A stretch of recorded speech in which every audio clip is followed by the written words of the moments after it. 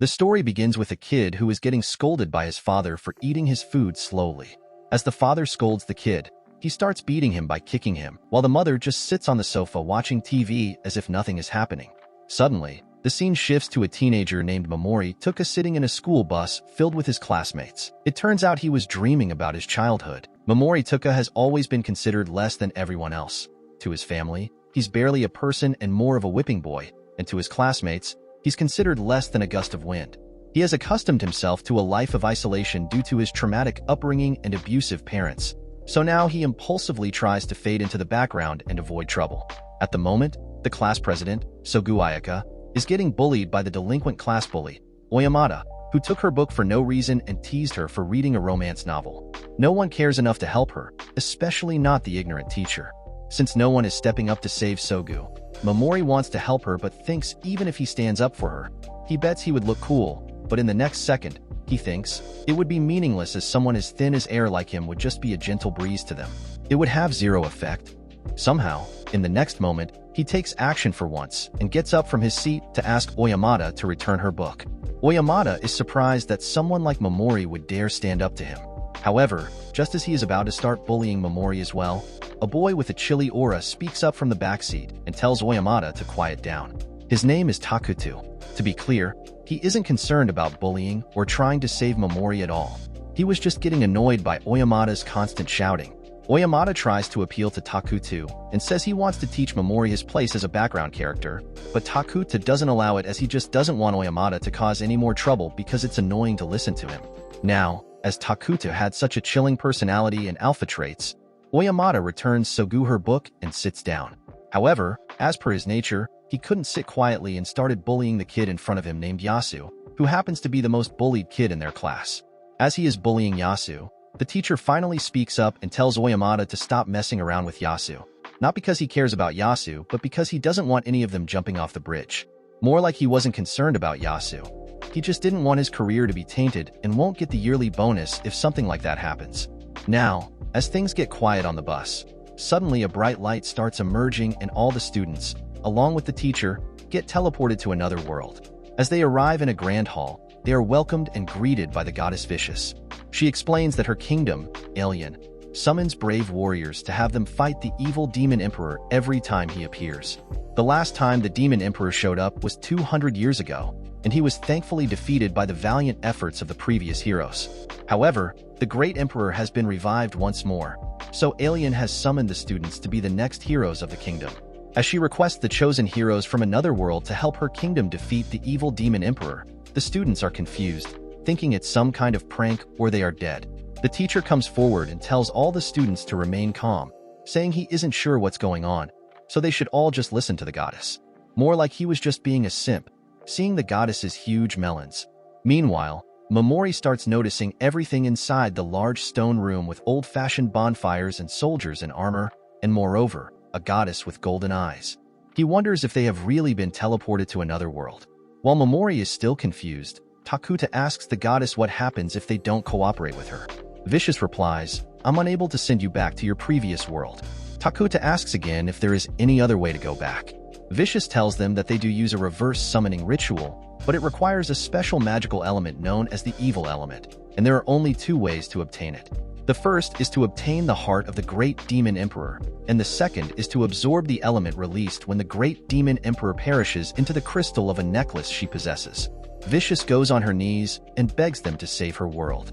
Oyamada still doesn't see any reason why they should fight with the demon emperor for another world. Vicious begs them to please reconsider and be the saviors of this world.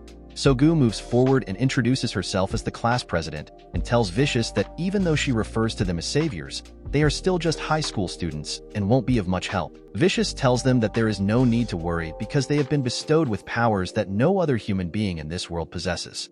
Though they find this hard to believe, Vicious decides to demonstrate to prove that special abilities truly exist. She calls for a prisoner to be brought out and then summons a demonic beast, which proceeds to devour the prisoner. After the demon has mercilessly mauled the prisoner, Vicious casts a fireball to incinerate it.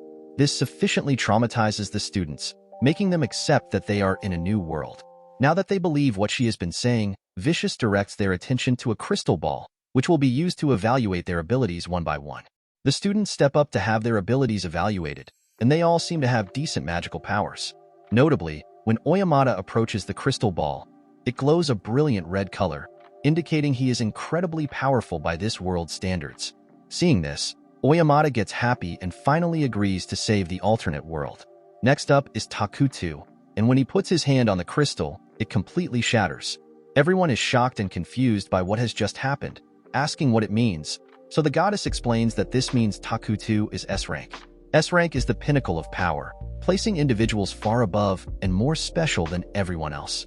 Having a single S-rank hero is already incredibly lucky, but as the aptitude test continues, it is revealed that Sogu is also S-rank when she shatters the orb. Astonishingly, there's a third S-rank hero who shatters the second backup orb. Vicious is in disbelief at how impressive the heroes of this generation are turning out to be. She asks who the next person is, and it turns out to be Mimori. He puts his hand on the crystal, which begins to glow purple, but the light is much weaker than it was for the others. When he asks Vicious about his rank, she completely ignores him and calls for the next person. Mimori, who is used to being ignored, moves on. He notices that the last person to be examined is Yasu, and the orb shows a dark mass in the center, and the crystal becomes totally dark, indicating he is the dark hero of the group. According to their records and history, the dark hero is often far more powerful than any other heroes in the group. Essentially, everyone needs to be careful because the most bullied kid just got overpowered and has an evil smile on his face. After that, the goddess gives everyone instructions on how to check their status. When Mimori looks at his stats, he realizes that they are miserable. The goddess created this display so that the heroes could get accurate information about their abilities whenever they want. Mimori notices something called an inherent skill. These skills are unique to each hero and can typically be used immediately, although some may need to be awakened at a higher level. Oyamata is now bored of the explanations. Vicious tells everyone that they will now perform a necessary ritual for their success. She calls Mimori forward and explains that he is E-rank, and historically, the lowest-ranked heroes always slowed down the more powerful ones. Therefore, she has decided to dispose of him. However, killing a hero just for being weak would be too morally ambiguous, so she decides to give Mimori a chance to earn his life back. Instead of outright killing him, she will send him to ruins, and if he survives, he can live as he pleases in the world. Mimori asks if these ruins are dangerous, and Vicious confirms that they are, as it wouldn't be much of an execution ground if it were safe. Mimori tries to talk his way out of this by mentioning his inherent skill of abnormal status endowment, thinking it must be useful to the team somehow. To his dismay, the goddess tells him that abnormal status spells and skills in this world are useless since they almost never work as intended, and even when they do, they aren't very effective. Mimori appeals to the goddess's morality, arguing that she can't dispose of him when she is the one who summoned him without his consent. However, Vicious just doesn't care. As Mimori is coming to terms with his fate, Yasu touches his shoulder, and Mimori thinks Yasu is going to stand up for him since he used to help him out. However, Yasu turns out to be very spiteful. He starts laughing at Mimori and taunts him, saying he always thought Mimori was weaker than him, but he was bullied more. Now that it turns out he is the dark hero and Mimori is the weakest of the heroes, he gets to see Mimori perish as a lowly background character. Now, as all this cruelty is happening, the other students seem indifferent, and the teacher just wants to get in bed with the goddess. By now, Mimori realizes that no one actually cares about him being disposed of, and the other students just want him gone. He stands to accept his fate as Vicious throws him a magic bag as a consolation gift. However, Sogu steps up and asks Vicious to reconsider Mimori's disposal. However, Vicious is dead set on disposing of Mimori, so she just knocks Sogu out to prevent any more complaints. Mimori can't stand the cruelty and mockery any longer, so he attempts to use his abnormal status effect skill to paralyze the goddess. Unfortunately, as a high-level goddess, she always has an anti-abnormal invisible status shield, which she hasn't needed since the Heian era. She mocks Mimori for his failed attack, and without further delay, she wants everyone to witness this loser being teleported to his doom. Just then, Takuto fires off a blast, leaving a huge hole in the wall. The goddess looks over at him, and he clarifies, "I'm not trying to save Mimori or anything. I just wanted to test out my powers and didn't realize it would do that much damage." Some of Mimori's classmates derive joy from watching him be disposed of, while others remain indifferent. The only person who supported him was knocked out. As he was about to be teleported, Mimori gives up on his background character act and showed Vicious the middle finger, vowing to make her regret this someday. Mimori wakes up in the abandoned ruins and tries to open his status screen, but his system tells him that he is unable to do so because of the low light level in the area. He remembers the bag he received, so after pouring a little mana into it, it generates enough light for him to see again. As he's walking around, he stumbles across a human skeleton on the ground. Whatever monster that killed the skeleton was still in the ruins. Again, he ends up tripping over some rocks, but it's a good thing as he unknowingly evades a sneak attack from a terrifying monster. He started running aimlessly as he had no time to think or worry about where he's running to, because if he stops for even a moment, he will be killed. As he continues to run, Mimori trips over another rock. As the monster closes in on him, the emotion he's feeling isn't fear but rather frustration. Frustration at the fact that he was abandoned by all those jerks and is now doomed to die because of it. He has no weapons to fight back with and no useful skills since his abnormal status effects are supposedly unlikely to work. Mimori decides that he isn't going to die without trying anything, and he casts Paralyze on the monster, and to his astonishment, it actually worked. He doesn't. He had time to think about how or why, so he runs away again. As he does, he thinks to himself that the paralysis must have been a one-time fluke, since Vicious said abnormal status effects have a low success rate. During escape, Mimori ends up running into another monster, which looks like a hybrid between a chicken and a cockroach. He thought, whatever it is, it's going to kill him if he doesn't do something quickly. So, Mimori raises his hand and casts Paralyze again, fully expecting it to fail. But miraculously, it worked again. He thought that once could be a fluke, but 2 times in a row means his effect success rate is way higher than what the goddess claimed. It's possible that Mimori's status effects are different from the weak ones native to this world. Even if he can defend himself, he was still in a pretty bad situation as he only had 1 mana point left, so he used it to cast poison on the monster. Once he does, the monster begins to slowly die. In addition to having a high success rate, Mimori's spells also have a long duration, so he can just sit back and wait for the monster to die. With 0 mana points left, he doesn't know what will happen if he tries to use his status effects again. However, he doesn't get much time to recover, as the first monster catches up to him. He thought the paralysis effect must have worn off. Even with no mana left and no one to save him, Mimori is prepared to fight for his survival. He has already used his skill on a goddess, 2 monsters, and now he just has 1 mana point left. Suddenly, as the monster attacks Mimori, he tries to use paralysis on it again, but it doesn't work. It turns out he cannot use the same technique on the same target repeatedly. As the monster is about to hit Mimori, he uses another sleep effect, causing the monster to collapse. He then uses poison, since it's possible to stack multiple effects on the same target. Mimori is totally exhausted, and his mana points drop to 0 as more monsters appear. He decides to attack them with all he's got. He starts wondering what will happen if he consumes all his natural mana points. Will he be able to get to the surface? He challenges the monsters, saying, "Let's see whether my mana points give out first, or you all succumb to my spells." He starts casting paralysis effects one by one on each monster, exhausting himself. He is about to faint as his natural mana points are almost depleted, but he notices more monsters keep coming. Things are getting seriously bad for Mimori, but he decides to keep going, continuously using the paralysis effect until he collapses.